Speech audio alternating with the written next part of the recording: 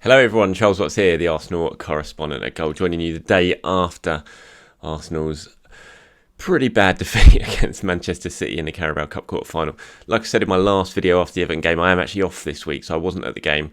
I did watch it, but I wasn't actually at the game covering it as a reporter. I was just watching it as a fan. And I thought I'd pop on today and just quickly go over it all, really do my sort of dive into a match, post-match.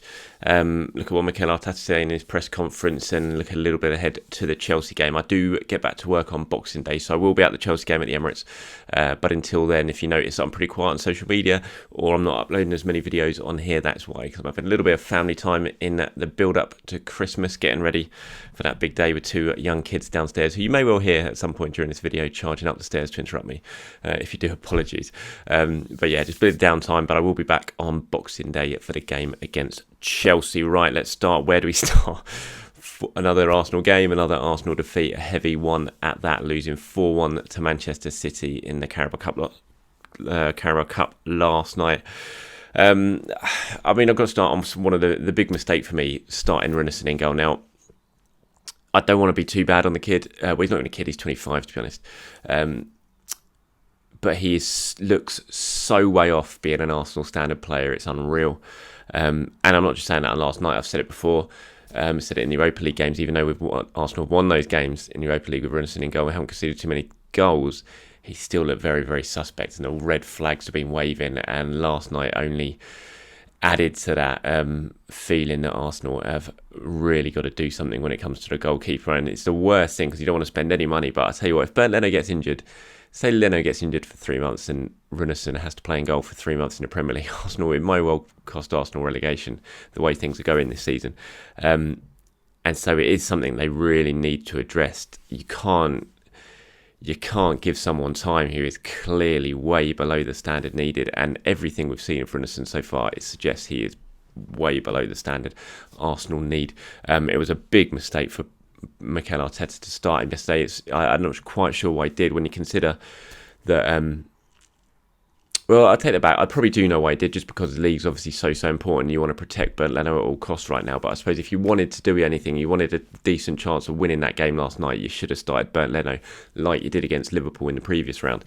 Starting Runarsson immediately sort of sent out the message saying, yeah, this doesn't really matter at all. And maybe that was the case. Maybe it didn't matter to him, and he knows he's got bigger fish to fry, and he knows how important getting wins in the Premier League is right now.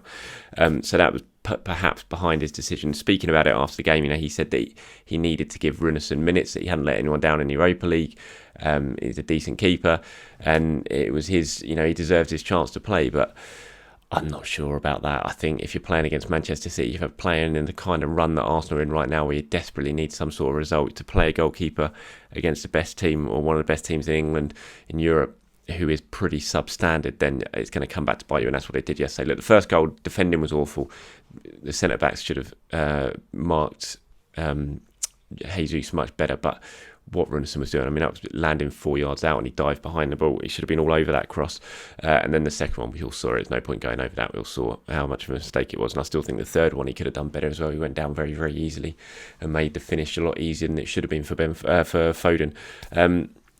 So yeah, I'm far from convinced about Runarsson, and I think it's an issue that Arsenal have to really look at now as January's approaching, whether it be a short-term loan option to the season, just to give yourself a little bit of cover, because the position Arsenal are in right now, they cannot afford Bernd Leno to get injured, because if he does, they're going to be in real trouble.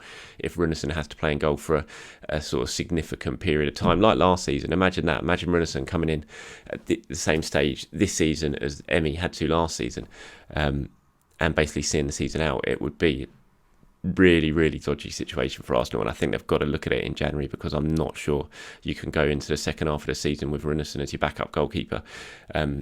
Basically, you're just praying every single game that Leno comes through it unscathed, and that is a little bit of a worry. I thought on Mikel's comments about Runarsson saying he needed time, it kind of, again, it was I don't want to go too deep onto Mikel on this, because I do feel a little bit sorry for him, and I want him to turn things around. I really do, but I don't quite understand some of his comments, really. Saying he needs time, Runarsson, but then surely Saliba needs time and needs minutes as well if you've got this young player, and yet you're not even including him in squads. You're basically going to be sending out on loan. I think we all know that in January. But it kind of goes against what Mikel's trying to do and what he's saying in terms of other players. If this is a big long-term project and not a short-term thing, like Mikel has told us time and time again recently as the pressure's increased, then why are you playing Mustafi, who's out of contract in the summer and is going to be leaving in the summer? Why are you playing Kolasinac, who you want to get rid of and is going to be leaving in the summer? Why aren't you playing a player who you want to potentially, the club certainly bought him to build the team around or build a defence around for the next 4 or 5 years? Why are you not giving him game time? It just doesn't make too much sense to me. You can't be saying one thing about, look, this is a long-term project, we're planning for the long term, but then in your team selection, you're going with a short-term solution, and it's just an odd one. And then to sit there in the press conference and say Runarsson needs minutes, but then surely he did Saliba. And so for me, it's a little bit confusing, the whole what Mikel Arteta is saying and what he's doing at the moment. And I mean, maybe that's just because of the situation he is. He's a novice manager, obviously, and he's in the hugely pressurised situation that at the moment he can't seem to find a way out of. But it's a little bit concerning, some of his comments, and I was a little bit concerned with his press conference after the Everton game. I didn't think it really made too much sense, and I thought yesterday again was a similar sort of thing. Like I said, I wasn't working last night, so I couldn't ask any questions to Mikel about it, but it just felt a little bit odd. And his answers to Saliba, James Benge over at CBS asked him about it. Said why was Saliba close to being involved, and he said he cannot be involved because he's not in the squad. Which doesn't really make sense because he could be involved. He's not in the Europa League squad, but he's in the Premier League squad because he's under 21, so he could be involved last night. And when Mikel was reminded of that by James, he said, look, we made that decision with him and we'll see what we're going to do in January. Then when asked if he's going to send him out on loan, he said, we are talking about it, yes. So I think I've said it before, it's pretty much a certainty Saliba will be going out on loan in January. But the whole situation is just a little bit confusing. Clearly, Mikel doesn't think he's ready. People at the training ground don't think he's ready, and that's what fair enough. But I should probably just say that out and out. I think, although you're obviously trying to protect the kid a little bit from saying he's not done enough in training to be deemed good enough for the Premier League. But again, it still feels like you're really going to sit there and say that Saliba couldn't play in the Europa League group stages, at least get some minutes to do something. You can't. It's just the whole situation is odd. It's been a terrible few months for William Saliba in terms of his development. You just really hope that the decisions Arsenal have made haven't really hampered him in that regard. The fact they rushed him back from France last year, didn't let him play in the cup final, which would have been really upsetting for him, and then don't even include him in a squad, don't play him any minutes. I mean, his head must be all over the place, and you do worry about what would have happened to his development in the last 6 months, how much it's going to have hampered his career. Hopefully it doesn't. Hopefully he goes out in January, goes back to France, probably plays very well and comes back in the summer ready to really hit the ground running. But it is a bit of a worry what's going on with William Saliba, and you hope it's not going to hamper him too much in the long term. And when you talk about that, I mentioned Mustafi there. Mustafi was so bad last night. The fourth goal, how many times during his Arsenal career has the ball ended up in the net and you've just seen Mustafi arm up like this, appealing to anyone, referee, linesman, his own teammates, basically passing the buck and trying to blame someone else for a goal. It's just happened time and time again. He played well at the end of last season. He deserved credit for that under Mikel, but now it's clear that he's going to be going in the summer. He's clearly not good enough. Why is he still playing for Arsenal? Why are you playing him? Why isn't Pablo Mari playing? If you're going to play Mustafi, why don't you just play Pablo Mari, who you've just signed, presumably for the long term, and yet you're still playing Mustafi? Again, why isn't Saliba playing? Even if he's not good enough, just play him over Mustafi. He's not good enough, and he's played every year for the last 5 years at Arsenal, whatever it is. So that just frustrates me as well. Again, it's another example of you can't talk about the long term when you're going out there starting Mustafi every week with he's only got 6 months left in his contract. It's odd decision making for me. I'm not sure I can really get my head around it all. Not too many positives to come last night. Obviously, Gabriel Martinelli was a positive, but then turned into a massive, massive negative given the injury. I'll talk about that in a minute. But Emile Smith-Rowe, I thought, was very good when he came on. Very lively. Immediately started doing things that no one else on the pitch had been doing for Arsenal. Came on in a difficult time. Obviously, the game was already lost. But again, I just think, and I've said it before in these videos, Emile Smith-Rowe for me should be in the Premier League team. Absolutely. He should be in the Premier League team. If they're going to play 4-2-3-1, you play him as a number 10. You find a way of getting him in a team because he is the one player in that squad who can make something happen, who can getting in around the penalty area from midfield, who can score goals, who can create goals. Yes, he's young. Yes, he's inexperienced, but you cannot sit there and tell me that he can't do any better than what the rest of them are serving up at the moment. We saw it last night with that little cameo, and for me, he should be starting week in, week out in the Premier League. He should be basing this team around Martinelli, as long as this injury isn't too bad. I'll get to that in a minute. Martinelli, Smith Rowe, Aubameyang. These are the guys you've got to be starting week in, week out in the sort of forward line, trying to get something going. Pepe over Willian for me, although Pepe has been not exactly been pulling up trees since he's come in the last couple of games, but still you play him ahead of Willian for me, and you sort of build the team around that going forward. You've got Smith Rowe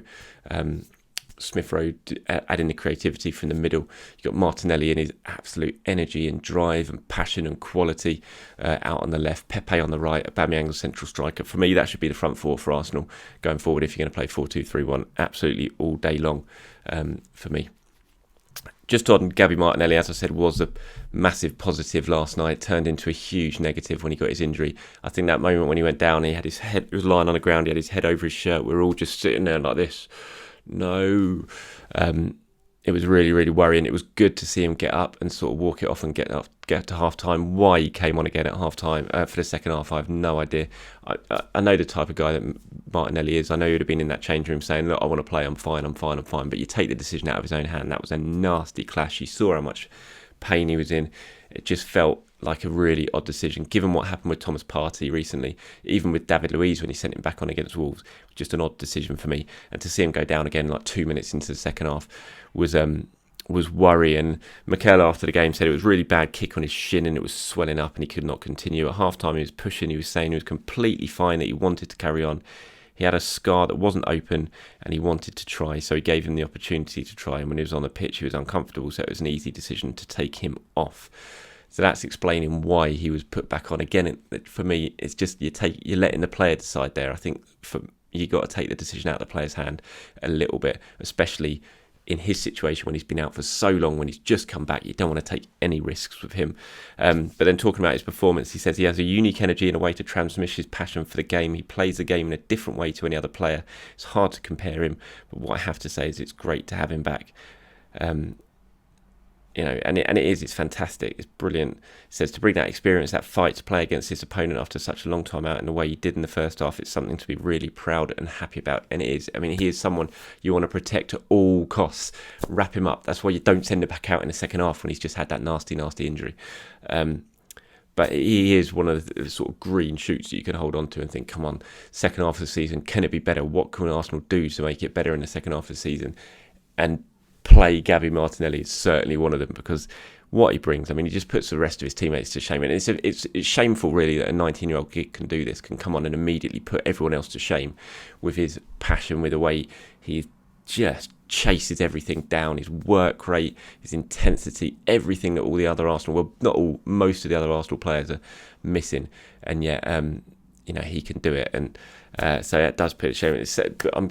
I don't want to include all of them. Bukayo Saka I put alongside Martinelli. Kieran Tierney I put alongside Martinelli. Gabriel I put alongside him, even though he's had a little rough few weeks, Gabriel, but that's understandable. Those are the players. Thomas Partey, obviously. You build this team around that core of players. You get everyone else out when you can, if you can, and bring it out. I don't understand Reece Nelson, just quickly going off tangent here. Reece Nelson wasn't injured yesterday. He's been training, and yet he's not playing. What? I don't understand that. He was playing so well in Europa League. He was scoring goals. He was creating goals, and then suddenly he's gone. We were told he had a little bit of a head injury in training, but I mean that's cleared now. He's training. We're seeing him. And last night we were told that he just wasn't in the squad for a managerial reason. He was just not picked. And why? What's going on with that? You play Reece Nelson at the moment. It's just. Again, it's another example of decision making that I'm finding a little bit confusing. Arsenal now, Chelsea on Boxing Day, Brighton on the 28th. Massive game. Then got West Brom as well and in the start of January. Mikel says things have to turn around. This is a crucial moment for us in the season. We have to do it this week. And he's not wrong. He is going to be hanging on to his job by a thread at the moment. Arsenal don't want to get rid of Mikel Arteta. They believe that they've got the right man. They want to see this project through. But ultimately, results are going to decide if he stays in a job or not. And he's not getting them at the moment. So he needs to find a way of winning games. Chelsea, look, it's going to be difficult, but you never know. London derby, could that inspire Arsenal? But then you look at those games, Brighton and West Brom, absolute must win games for Arsenal. They have to turn this form around and they have to start picking up points quickly. If not, Mikel Arteta is going to be out of a job. He might have the backing of the hierarchy at the moment, but that will only continue if he can start showing he can turn things around. Because if not, Arsenal are going to be in danger of getting relegated, and you can't hold on to your job if you're an Arsenal manager, if that's the case. But I thought, having watched on TV yesterday, because I wasn't there, Jamie Redknapp for once, and I don't often agree with Jamie Redknapp, I thought he was spot on with what he said yesterday after the game. I'm sure quite a few of you have seen it. The video's been doing around on social media as well. I've got the quotes here. I don't want to read all of it because it's quite long, but he was talking about Arteta and losing his job and what Arsenal might do, and he was saying, I can tell you what will happen next time whenever a new manager comes in. Louise will play well for 10 or 11 games, and then you'll say he's a good player, then he'll start making mistakes because he's bored. You'll have you'll have Xhaka thinking he's a good player as well, then he'll get sent off. The manager will probably bring in Ozil, will be like, we shouldn't have left him out in the first place. He'll do it for a couple of games and get bored as well. That will be the problem with this team. Too many of them, no matter what you do, will let Arsenal down. It's a team full of kidders right now, and I feel sorry for the young players. So the manager, they either need to stick with him and give him time to get out a lot of the players that are not good enough. I keep hearing about dressing room unrest. I keep hearing someone in the dressing room giving out information. If you've got that, you've got major problems. You've got no chance. You've got to get rid of those players as quickly as possible, and it's not easy to do. And I think he's spot on there, because I really would like to see Arteta with his own squad, not this squad. And, there's players in this squad that do not like Mikel Arteta because he's not playing them, not giving them any minutes, not even in the squad, and they're causing trouble, and the changing room is a really unhappy place to be. And that is not all Arteta's fault. Maybe he could have made some decisions differently, but it's also Edu's fault. Edu has to take major blame for this. The summer was a shambles, getting rid of players. Yes, it was in the middle of the pandemic. Yes, it was difficult, but you still should have made sure you went into the season without too many players, that you had to leave players out of the squad. Not acceptable, that, and it's left Mikel with a really difficult situation where you're going to have lots of unhappy players. They're going to be causing trouble behind the scenes, and any new manager who comes in, you might get a little uplift initially, but then you're going to have the same sort of problems. That's why I'd really like to see Mikel get through to the end of the season somehow. You've got to get results to do that, and then get rid of as many of these players as you can, and then really start to build the team going forward with those players I've listed: Tierney, Gabriel, Partey, Martinelli, Aubameyang, and Smith Rowe, those sort of players, and then bring in your own players and really start to build this team, this squad, in the way you want to do it. At the moment, he's got a mismatch of a squad that's causing him all sorts of problems, and it's showing on the pitch. So I do think Jamie Redknapp was very, very good in that assessment of Arsenal last night, I have to admit. Right, that's it, everyone. Like I said, I'll be back against Chelsea, so that'll be my next game at the Emirates. And if you don't see me on social media between now and then, it's because I'm on holiday at the moment. So I'll try and do a video, perhaps if I can, before the Chelsea game. I'll see what family time allows. But if not, I'll be back at the Emirates and I'll speak to them. But please do have a brilliant Christmas. Forget about Arsenal for a few days, everyone, and just have a really enjoyable Christmas as well as you can in this incredibly difficult time. Enjoy some time with your family, and I'll speak to you very, very soon. See you later.